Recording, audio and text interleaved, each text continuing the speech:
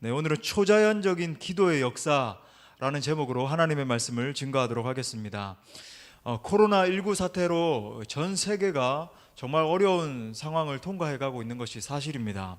지난주 우리 브라질에 있는 많은 성도들이 기도하는 모습을 우리가 영상을 통해서 보셨지만은 전 세계 교회들도 이 상황을 어떤 면에서 참 위기의 상황이죠. 고난의 상황, 이런 상황을 통과하기 위해서 사력을 다하고 있는 것이 또 사실입니다. 그런데 이런 어려운 상황 가운데, 이 상황이 계속 지속되는 가운데 이 같은 의문도 드는 것이 사실이에요. 하나님은 과연 이렇게 우리가 두려워하고 있고 어려워하고 있는 것을 보고 계시는 걸까? 하나님은 과연 우리가 이런 고난 가운데 드리고 있는 우리의 기도를, 우리가 정말 절박한 마음으로 하고 있는 찬양과 예배를 받고 계시는 걸까? 응답하려고 지금 준비나 하고 계시는 걸까? 심지어 이런 생각까지 들 수도 있죠. 과연 역사를 주관하는 분이 하나님이 맞으신가? 그렇다면 얼마나, 여러분 뭐 뉴스에서 보셨겠지만 뉴욕 같은 지역에는 공동 묘지가 없어가지고 집단적으로 섬 하나에다가 막 이렇게 매장시킬 정도로.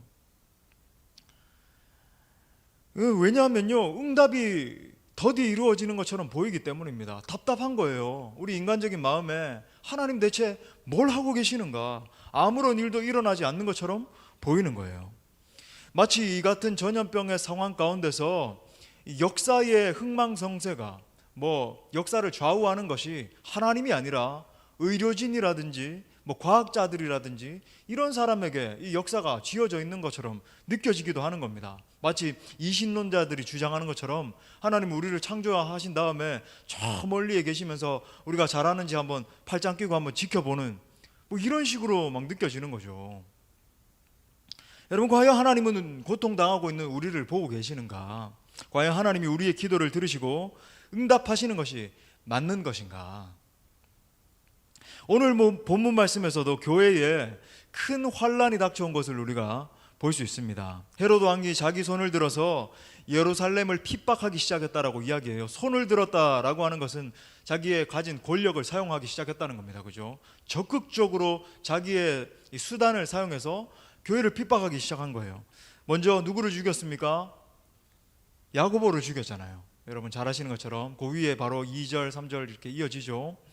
그것을 이제 유대인들이 좋아하는 것을 보고 예루살렘 교회의 수장이었던 베드로를 급기야 이제 잡게 된 겁니다. 베드로를 잡은 이유는 무엇일까요? 전부 주무십니까? 네. 금요일 이 시간이 되면 약간 정신이 몽롱. 자, 잡은 이유가 뭘까요? 맞아요. 죽이기 위해서. 야고보를 죽였으니까 백성들이 좋아했다 그러잖아요. 그러니까 베드로도 죽이면 더 좋아할 것 아닙니까? 죽이려고, 살해하려고, 사형시키려고 잡은 겁니다. 베드로가 이제 옥에 갇히자 예루살렘 교회 성도들이 정말 간절한 마음으로 기도하기 시작했죠. 5절 말씀에 보니까 이에 베드로는 옥에 갇혔고 교회는 그를 위하여 간절히 하나님께 기도했다. 여러분, 이때 예루살렘 교회 성도들이 얼마나 절박한 마음이 들었을까요? 얼마나 간절히 기도했을까요? 저는 이 마음을 정확하게 알고 있어요. 제가 처음 이제 토론토에 유학을 갔을 때 제가 사역을 시작했던 큰빛교회에 이면수 목사님, 여러분 지난번에 우리 오셨었던 거죠. 이면수 목사님이 제가 사역하는 동안에 북한에 억류되셨습니다. 그때부터 온 성도들이 정말 막 눈물로 나중에는 막 지칠 정도로 2년 7개월이나 계셨거든요. 그러다 보니까 하나님이 대체 우리의 기도를 들으시는가?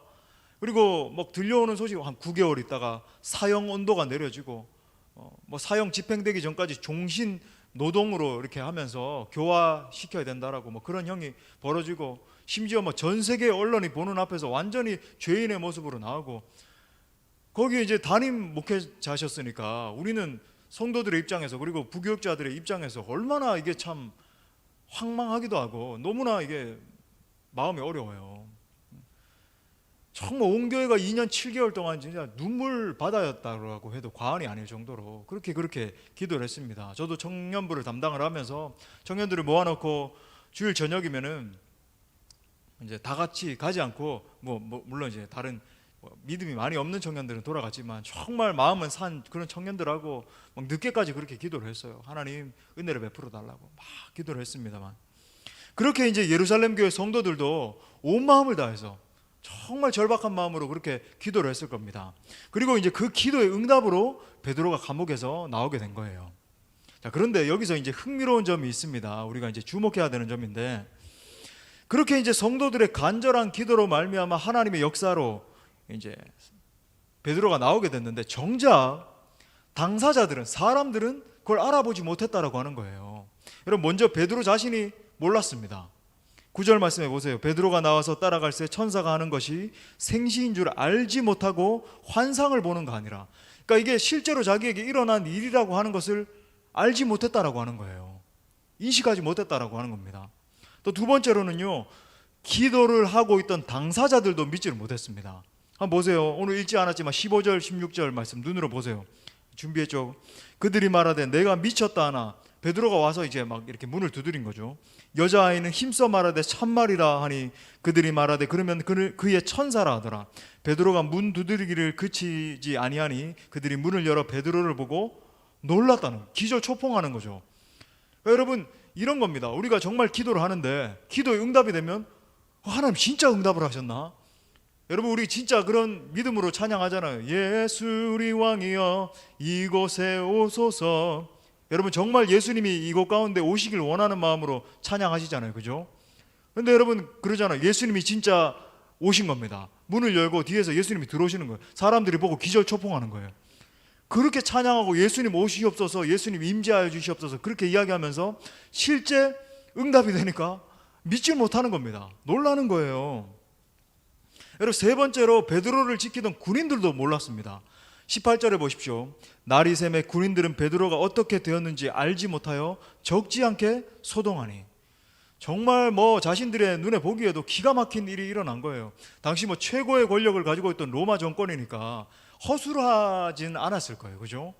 나름대로 철저하게 쇠사슬도 채워져 있고 감옥도 있고, 또 이 문맥상 보니까 그죠? 한참 어딘가를 통과해야지만 바깥으로 나갈 수 있는 문도 있었던 것 같아요. 그러니까 굉장히 철저한 감옥이었는데 베드로가 없어진 겁니다. 놀랄 노자의 일이 일어난 거예요. 분명한 점은 베드로는 사람이 알 수 없는 방법으로 감옥에서 나왔다라고 하는 겁니다. 여러분, 인간이 만든 물리적인 공간, 과학, 수학, 이성, 감각 등 모든 것을 초월한 거예요. 여러분, 어떻게 이렇게 된 것입니까? 한번 따라합시다. 하나님의 역사는 원래 그런 것이다. 할렐루야. 여러분, 하나님의 역사는 원래 그런 거예요. 믿으십니까? 네. 인간의 지각을 뛰어넘는 것이 여러분 창조주 하나님의 역사인 거예요. 여러분, 우리의 어떤 과학적인 판단, 우리의 사고, 우리의 이성대로 여러분 만약에 진행된다라고 한다면 여러분, 우리가 하나님의 역사에 어떻게 동참할 수 있겠어요? 그냥 인간의 역사죠. 상식 안에서 그냥 일어난다라고 한다면, 아무것도 없는 곳 가운데 주님이 빛이 있으라 명령하시면 빛이 생기는 거예요. 네. 여러분, 기도는 유한한 사람이 하지만 응답은 무한한 하나님이 하십니다. 하나님께서 응답하신다는 것은 하나님의 능력으로 이루어진다는 말이에요. 그러니까 사람이 아는 범위에는 한계가 있습니다. 그렇잖아요. 그래서 여러분, 그리스도인들은 어떤 능력을 갖추기 위해서 노력해야 되냐면 내 사고, 내 지식, 내 어떤 삶의 범위를 뛰어넘는 하나님의 지각을 달라고 기도해야 된다라고 하는 거예요. 그러니까 영적인 지경이 넓어져야 됩니다. 네. 여러분, 제가 이제 믿음 생활을 하다 보니까 그런 걸 느끼는 거죠. 그러니까 이 신앙생활이라고 하는 것이 참 재밌는 것이 뭐냐면 점점 인생을 살아가면 살아갈수록 영적 지경이 점점 넓어지는 것을 느껴져요.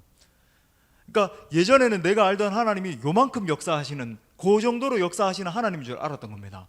근데 하나님이 그걸 뛰어넘는 역사를 보게 해주시네요. 그러다 보니까 믿음이 더 넓어지는 거예요. 그 다음에 또 더 넓은 하나님이 지경을 보게 하시나요? 그러다 보니까 하나님 앞에서 더 넓은 그런 믿음의 역사를 이렇게 보게 되는 겁니다. 점점 더 내 믿음대로. 그러니까 여러분, 이게 결정적인 말이에요. 내 믿음대로 될지어다. 여러분, 우리의 믿음의 지경이 넓어져야 여러분 하나님의 더 큰 역사를 볼 수 있다라고 하는 겁니다. 여러분, 내 자아의 생각을 버리고 내 인간의 어떤 경험의 한계를 다 벗어버리고 하나님의 세계를 보는 눈이 열려야 할 줄 믿습니다. 그래서 오늘 말씀을 통해서 우리가 이제 적어도 이 초자연적인 하나님의 역사를 세 가지를 살펴볼 수 있는데, 여러분 오늘 말씀을 듣는 가운데 초자연적인 기도를 통해서 하나님을 만나는 여러분 될 수 있길 바랍니다. 자, 첫 번째는요, 교회가 드리는 기도는 반드시 응답된다는 거예요. 여러분 믿으십니까?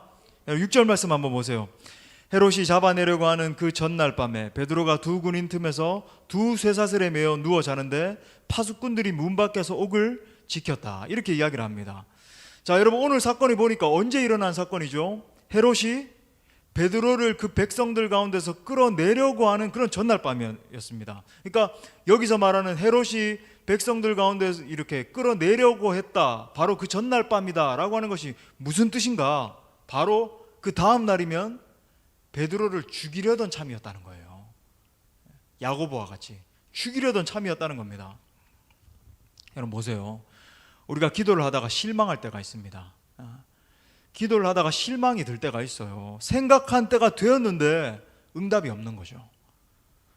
정말 생각한 때가 되었는데 하나님이 이때쯤 되면 이제 응답하실 때가 된 것 같은데 그때가 되었음에도 불구하고 응답이 없는 그럴 때에 당도하게 될 때 막 인간의 한계를 느끼면서 답답한 거예요. 본문의 상황처럼 이제 내일이면 지도자를 잃을 판인데 아무리 기도해도 응답이 없는 것 같은 그런 때입니다. 아마 당시 예루살렘 성도들의 이 입은 막 바짝바짝 타들어가지 않았겠습니까? 이 본문을 보니까 밤에도 자지 않고 그들이 막 잠이 깬 채로 계속 모여가지고 기도하고 있었다라고 하는 것은 얼마나 그들이 막 입이 바짝바짝 타들어가고 이제 어떻게 되나, 이제 큰일 났구나, 헤롯이 경고한 그날이 왔는데 그렇게 절박한 마음이 있었다라고 하는 것을 우리가 알 수 있죠. 그죠? 그러니까 여러분 우리의 생각에 정말 늦었다라고 생각되는 때가 있어요. 이때는 이제 모든 것이 다 끝났다, 아무런 소망이 없구나, 그렇게 부르짖었음에도 불구하고 하나님이 역사하시지 않는구나, 이런 생각이 들 때가 있다라고 하는 겁니다. 하지만 여러분 보세요, 우리는 정답을 알고 있잖아요. 이 본문을 통해서 우리의 생각이 모든 소망이 다 끊어진 순간이라 할지라도 하나님은 반드시 역사하십니다.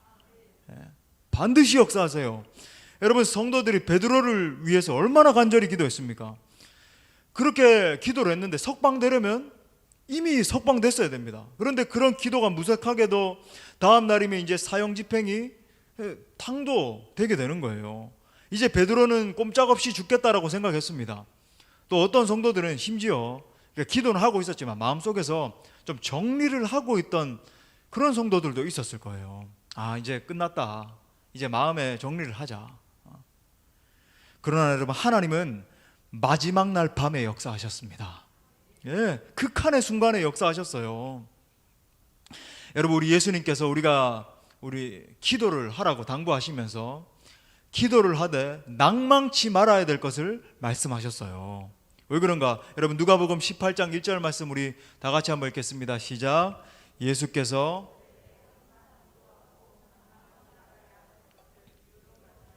항상 기도하고 낙심하지 말아야 될 것을 말씀하셨다.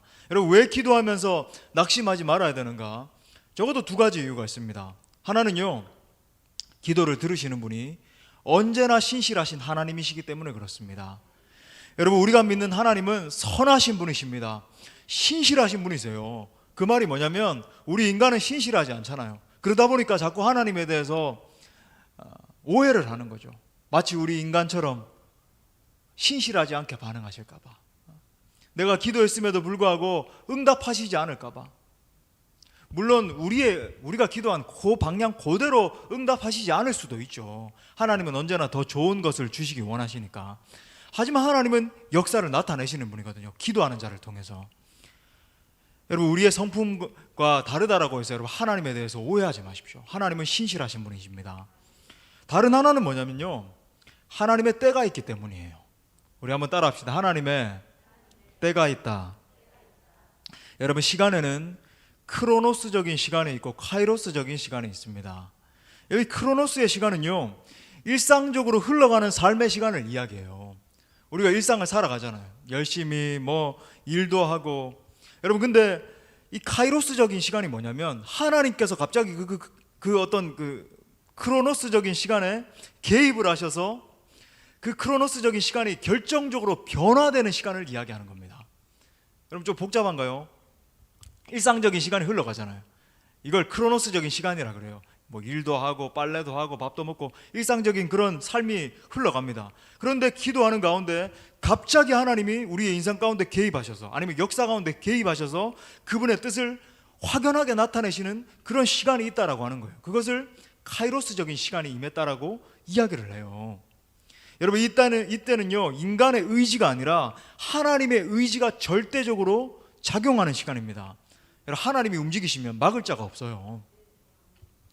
물론 여기서 주의해야 되는 것이 있습니다. 어리석은 자들은 그냥 이 무턱대고 카이로스적인 시간이 임하기만을 기다립니다. 그래서 아무것도 하지 않으면서 이렇게 생각해요. 왜 하나님이 내게는 기회를 주시지 않지?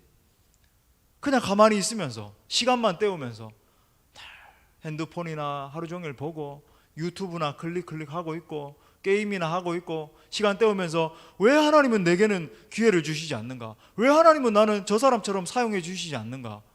왜 나는 그냥 여기에 두시는 거지? 어리석은 자의 특징이죠. 하지만 여러분, 지혜로운 자들은 크로노스의 시간 동안에 카이로스적인 시간이 임하기를 준비합니다. 준비하는 자들이에요. 왜냐하면 카이로스적인 시간은 크로노스의 시간을 어떻게 보냈느냐에 달려있기 때문입니다. 여러분, 이 순간을 위해 평생을 준비한다라는 말 들어보셨나요?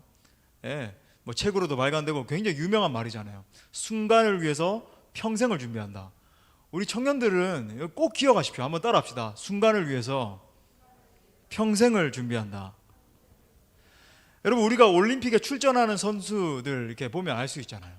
정말 얼마나 이번에 뭐 올림픽이 연기돼 가지고 선수들이 또 이제 1년 더 기다려야 된다, 이런 뭐 순간이 됐습니다만, 저는 아직도 잊어버려지지 않는 장면이 있어요. 우리 김연아 선수가 밴쿠버 올림픽에서 얼마나 막 영광스럽게 됐습니까, 그죠? 와, 막 얼마나 막 멋있게 그렇게 해가지고 우리 모두가 막 찬사를 보내고 CF도 많이 찍고 싱싱 불어라 뭐 CF도 찍고, 여러분 다 기억하실 겁니다. 뭐 대단했어요, 그죠? 그런데 보세요. 제가 기억하는 장면은 뭐냐면, 김연아 선수가 초등학교 6학년 때였습니다.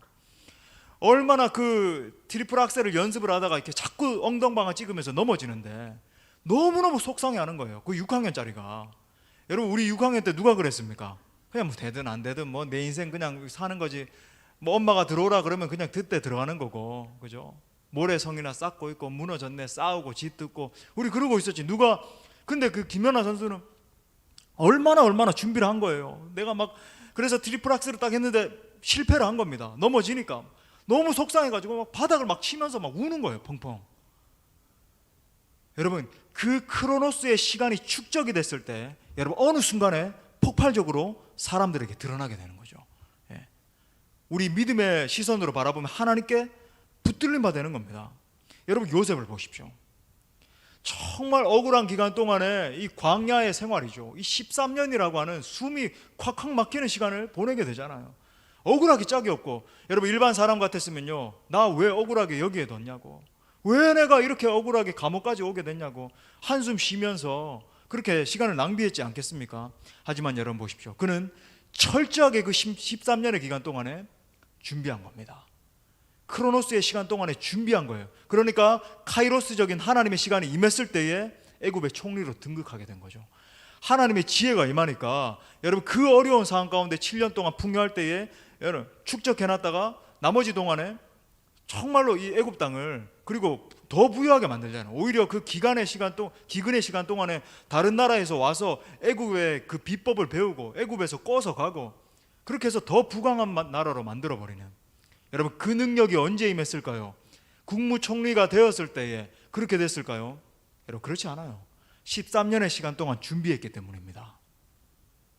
여러분, 이런 거는 별로 영적으로 느껴지지 않나요? 여러분, 이게 영적인 거예요. 아멘입니까? 여러분, 특별히 우리 사랑하는 젊은이들 기억할 수 있길 바랍니다. 내가 얼마나 준비하느냐에 따라서 하나님이 나를 붙들어 사용하실 때, 그리고 여러분 준비하지 않으면 여러분 그 카이로스적인 시간도 오지도 않아요. 하나님은 테스트해서 보십니다. 제가 늘 얘기하지만 게으르고 나태한데 누가 기회를 주겠어요? 사랑하는 여러분, 기도하는 가운데 낙심하지 않을 수 있기를 바랍니다. 여러분, 기도의 응답으로서 이 하나님의 카이로스적인 시간에 임할 때는요, 극한의 경우에 임할 때가 많아요. 오늘 본문처럼 소위 전문 용어로 숨 넘어가기 직전에 임할 때가 많아요. 하나님은 늘 그렇게 우리를 테스트하세요. 왜 그러신지 모르겠습니다. 저에게 묻지 마시고 따지지 마시고 그분께 물어보세요. 왜 하나님은 꼭 우리 숨 넘어가기 직전에 그렇게 역사하시는지. 근데 그분은 항상 그러시더라고요. 여러분, 다니엘은 하나님께 기도하면서 사자의 굴 속에 넣어 죽이겠다는 말을 듣게 됐습니다. 근데 여러분 아시는 것처럼 그때도 여전히 하던 대로 예루살렘을 향해서 기도를 하는 장면이 나오죠. 그는 하나님의 신실하심을 믿고 기도했던 겁니다. 우리의 생각에는 어떻습니까? 기도를 했다면 사자의 굴에 들어가지 않도록 주님이 막아주셨어야 되는 거 아닙니까? 사자의 굴에 들어간다는 건 어떤 의미죠? 아니, 죽는 거잖아요. 그건 직결되는 거잖아요. 굶주린 사자가 있는 곳에. 그러면 기도 응답이 됐다라고 한다면 상식선에서 사자의 굴에 들어가지 않았어야 되잖아요. 그런데 결국 사자의 굴 속에 들어갑니다. 굶주린 사자가 침을 질질 흘리면서 다니엘을 향해서 으르렁거리면서 다가오는 거예요. 모든 희망이 사라진 것 같은 상황입니다. 그런데 여러분, 하나님이 역사하시기 시작하니까 사자의 굴이 천사의 굴로 바뀌는 역사가 일어난 줄 믿습니다. 여러분, 하나님은 항상 그렇게 역사하세요. 극한의 시간에 내 목숨 완전히 이제 다 끊어질 것 같은데, 숨 넘어가기 직전인데 우리의 상상을 뛰어넘는 역사가 임한 줄 믿습니다. 여러분, 그래서 여러분, 기도하는 자에게는 인내가 필요한 거예요. 하나님의 음성을 듣고 싶다고 즉각적으로 들을 수 있는 것이 아닙니다. 많은 기도의 시간과 땀과 눈물이 축적되면서 하나님과 깊은 교통이 일어나야 되는 거예요. 하나님이 나를 아시는데 나는 하나님을 모르는 거죠. 나는 교만하기 짝이 없는 거예요.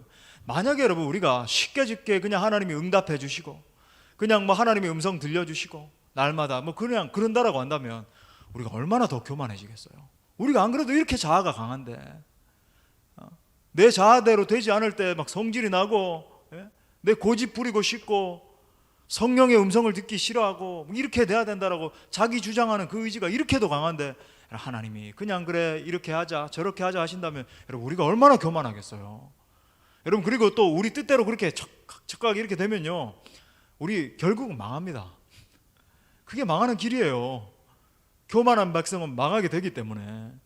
하지만 그렇게 인내하고 하나님 왜 내 이 인내의 기도에 눈물의 기도에 응답하시지 않지? 도대체 하나님이 어디 계시는가? 막 죽을 것 같은 그런 순간이 다가올 때 여러분, 우리의 영은 더 깊어지고 하나님을 향한 우리의 갈망은 더 커지고 그러면서 주님을 더 크게 알게 되는 역사가 일어난다라고 하는 겁니다. 여러분, 주님은 우리가 주님 앞에서 흘리는 눈물 한 방울 한 방울을 모으고 계십니다. 시편 56편 8절, 참 감동되는 말씀이잖아요. 다 같이 읽어보겠습니다. 나의 유리함을 주께서 계수하셨사오니 나의 눈물을 주의 병에 담으소서. 이것이 주의 책에 기록되지 아니하였나이까. 하나님은 우리 교회가 절박하게 드리고 있는 기도를 듣고 계신 줄 믿습니다. 그거 어떻게 알 수 있을까요? 우리는 이미 경험했잖아요. 뭐 수도 없이 이야기하지 않더라도 우리 공동체 경험했잖아요. 부족하지만 제가 여기 지금 서 있잖아요. 어려운 시간을 통과하면서 하나님이 우리 공동체의 기도를 듣고 계신 줄 믿습니다.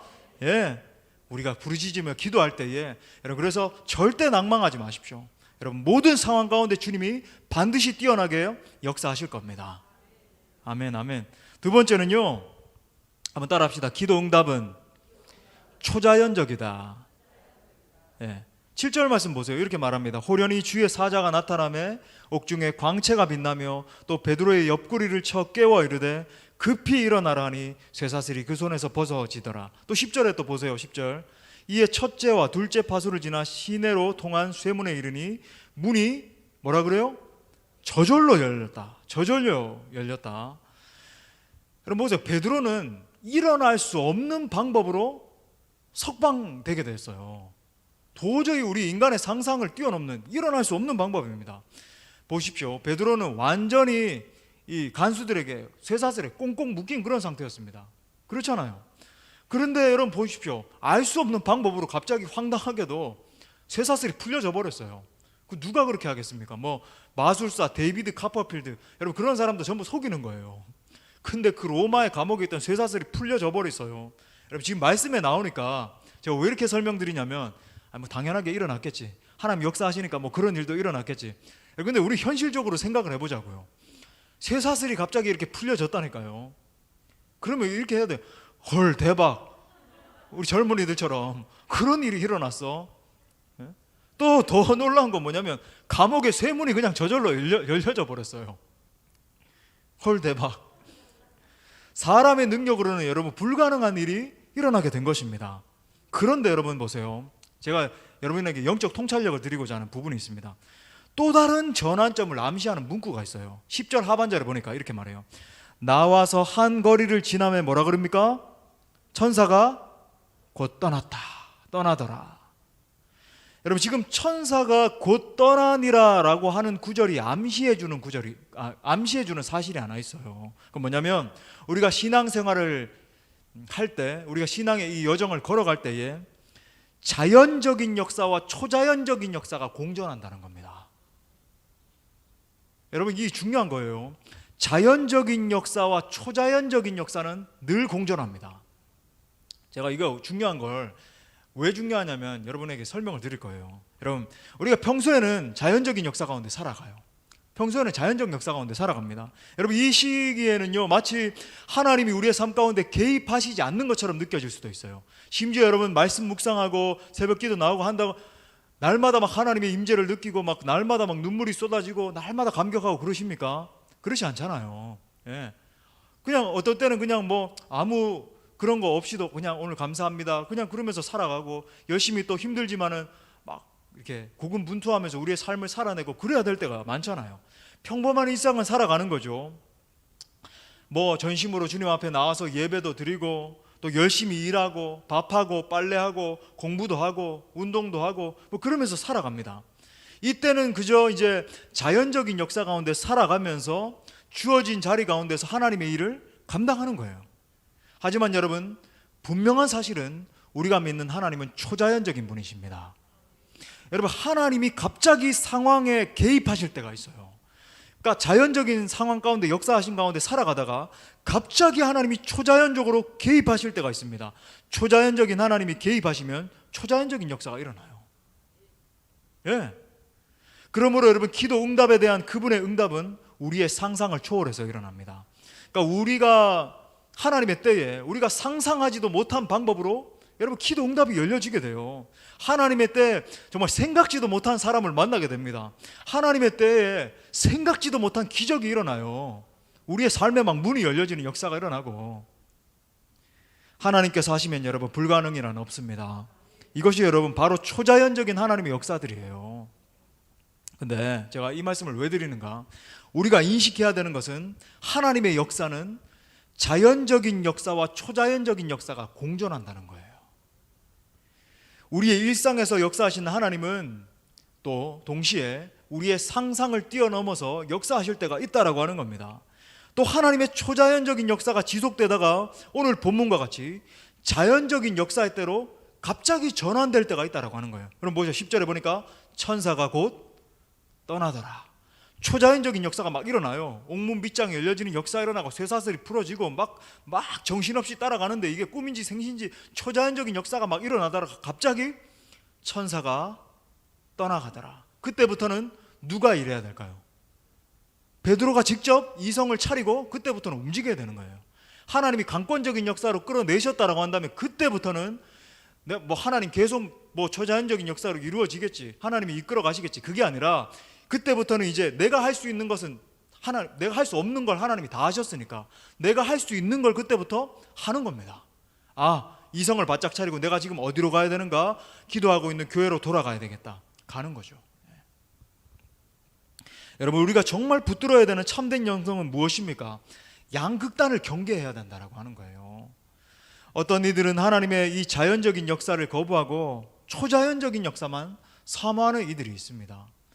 맨날 기적적으로 역사하시는 하나님만 바라보면서 일상에서의 영성을 누리지 못해요. 일상에서 하나님과 동고동락하는 것을, 그런 삶을 누리지 못합니다. 그런 분들 계시잖아요. 날마다 기도원에 사는 거예요. 일상의 삶의 자리에서 걸어가야 되는데 일상의 삶에서 열심히 고군분투하면서 살아가야 되는데, 그것이 정말 영적인 삶의 일부인데 날마다 그냥 초자연적인 하나님의 역사만 바라보면서 살아가는 거죠. 또 어떤 이들은 반면에 하나님의 이 초자연적인 역사를 거부하고 자연적인 역사만 바라보는 거예요. 쉽게 또 이야기하면 혼자 똑똑한 겁니다. 이성의 판단대로 하나님 다 재단하는 거예요. 이러니까 이렇게 안 되고 저러니까 안 되고, 믿음이 전혀 없어요. 머리만 계속 굴리고 있는 거예요. 계산기 두들겨 보니까 안 됩니다. 이러니까 안 됩니다. 저러니까 안 됩니다. 기적적으로 일하신 하나님을 자신의 이성에 제한해버리는 우를 범하고 마는 거예요. 여러분, 우리는 이런 양극단을 경계해야 되는 겁니다. 우리는 일상에서 잠잠히 하나님을 묵상하면서 우리의 삶을 성실하게 걸어가야 돼요. 주어진 자리에서 최선을 다해서 걸어가는 것도 여러분 영성의 기초인 줄 믿습니다. 동시에 여러분, 우리가 믿는 하나님은 하나님의 때에 초자연적으로 역사하시는 분이십니다. 그분은 온 우주의 창조자이시고 온 만물의 주관자세요. 온 역사를 주관하시는 분이십니다. 하나님이 지금 이 코로나19 사태 가운데도 온 역사를 주관하신 하나님께서 다 보고 계시고 주관하고 계신 줄 믿습니다. 쉽게 이렇게 얘기해서는 안 돼요. 이거는 어느 나라가 죄를 범했기 때문이다, 이거는 뭐가 어떻기 때문이다, 쉽게 그렇게 얘기를 해서는 안 됩니다만은 겸손하게 하나님의 섭리를 바라볼 수 있어야 돼요. 하지만 여러분, 이 모든 상황 가운데 우리가 반드시 기억해야 되는 건 뭐냐면, 하나님의 때는 알 수 없어요. 언제 백신이 개발될지, 뭐 어떻게 하나님께서 해결해 주실지, 이게 얼마나 지속될지 모르지만 하나님, 이 모든 상황 가운데 주님의 뜻을 이루어 주시옵소서. 우리가 회개해야 될 부분이 있다면 철저히 회개하게 하여 주옵소서. 여러분, 누누이 말하잖아요. 우리가 그냥 쉽게 또 그냥 교회들이 모일 수 있었고 그랬다면 우리 가운데 이렇게 절박한 마음은 들지 않죠. 한국 교회가 뭐 세계적인 교회가 많으니까 교만함과 이런 것들을 떨쳐버리지 못했겠죠. 하지만 여러분, 이 역사 가운데 역사를 주관하신 하나님의 섭리를 바라볼 수 있는 겁니다. 하나님의 때에 하나님이 주권적으로 임재하셔서 일하여 주시옵소서. 그러므로 여러분, 기도하는 사람은 문제 해결 방법을 알아야 하는 것이 아닙니다. 사람의 능력 속에 하나님의 능력을 제한하지 말아야 된다는 거예요. 오직 문제를 해결하시는 전능자 하나님을 만나야 할 줄 믿습니다. 여러분, 오늘 이 밤에도 기도하는 가운데 전능자 하나님을 경험할 수 있길 바랍니다. 아멘, 아멘. 마지막 세 번째는요, 또 한번 따라 합시다. 믿음의 기도는 영적으로 역사한다. 여러분, 믿음의 기도는 영적으로 역사한다는 거예요. 11절 말씀 다 같이 한번 또 읽어보겠습니다. 시작. 이에 베드로가 정신이 들어 이르되 그의 천사를 보내어 나를 헤롯의 손과 유대 백성의 모든 기대에서 벗어나게 하신 줄 알겠노라 하며. 여러분, 베드로를 감옥에서 건져낸 것은 하나님의 사자, 즉 천사였죠. 여러분, 천사라는 말은 인간 세상에 있는 존재가 아니라 천상의 존재라는 거예요. 그러니까 갑자기 천사가 나타났고 그 천사가 길을 안내하고 베드로가 그 천사를 따라갔습니다. 그러니까 베드로에게 이 천사는 알 수 없는 존재였어요. 사드락과 메삭과 아벳느고를 풀무불에서 살린 것도 천사였습니다. 다니엘을 사자 굴 속에서 지킨 것도 천사였습니다. 우리 시 예수님이 40일 금식 기도를 한 다음에 수종 들었던 것도 천사였습니다. 여러분, 이처럼 기도 응답은 영적 능력으로 임하는 거예요. 사람이 알 수 없는 힘으로. 여러분, 그것이 기도의 능력이라고 하는 겁니다. 세계적인 선교단체인 이 CCC를 창립하시고 총재를 지낸 빌 브라이트 박사, 여러분 잘 아시죠? CCC 여러분 잘 아시죠? 한국 총재는 우리 김중건 목사님이셨잖아요. 지금 소천하셨지만 김중건, 뭐 오카는 목사님, 하영조 목사님, 이동원 목사님, 이런 분들이 전부 김중건 목사님이 제자들이었잖아요.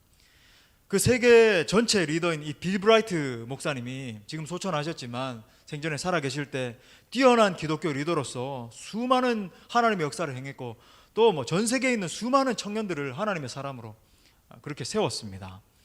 이분이 그런 일을 감당할 수 있었던 비결이 있다면 한마디로 말하면 비전을 가졌기 때문이에요. 꿈을 가지고 있었기 때문입니다. 여러분, 저는 지금까지 은혜로 이제 하나님 앞에 붙들림 받아서 정말 전 세계적으로 쓰임받는 세계적인 리더들을 참 많이 만났습니다. 사역하는 동안에 그들과 대화하고 함께 사역하고 그런 많은 축복이 있었는데, 여러분, 세계적인 리더들을 만나보면 하나같이 공통점이 있어요. 그들은 꿈꾸는 사람들이라는 겁니다. 그들은 다른 사람이 가지지 못한 원대한 비전이 있어요. 그런 빌 브라이트 목사님이 하나님의 비전을 이루는 4가지 원리를 제시하셨습니다. 한번 들어보세요. 첫 번째는 초자연적으로 생각하라. 초자연적으로 생각하라.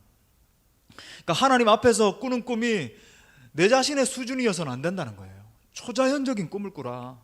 그 다음에 2번째는 초자연적으로 기도하라라는 겁니다. 한번 따라합시다. 초자연적으로 기도하라.